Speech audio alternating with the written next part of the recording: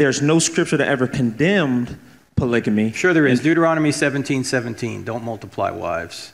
Okay.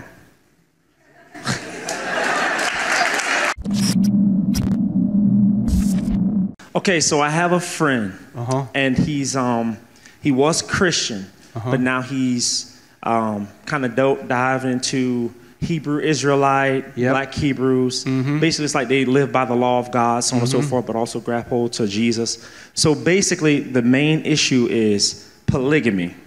So essentially, he's saying that the Old Testament allowed for polygamy, so having multiple wives, husbands having multiple wives, and that there's no scripture that ever condemned polygamy. Sure there is. Deuteronomy 17:17. Don't multiply wives.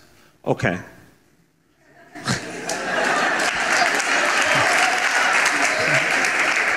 Okay. And by the way, let me say one other thing about this, Rod.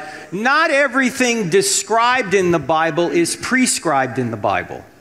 And I think so many people, we think, oh, if it's written in the Bible, God must approve it. You know, David's adultery is written in the Bible, but it's a description. It's not a prescription. Okay. There's a lot of descriptions. God, if you look at every time polygamy was engaged in, from Genesis on, everybody that did it, it resulted in disaster. Look at Solomon. So in that scripture where it says, because I brought that up, where it said to the kings, it was for the kings, right? Do not take many wives. Do not multiply wives, yeah. Okay, so what he takes that to mean is like, there has to be a certain amount. There has to be a bunch of them. Okay, time out. When he says that, it's not your job to refute what he says, it's his job to support what he says. What do you mean by that?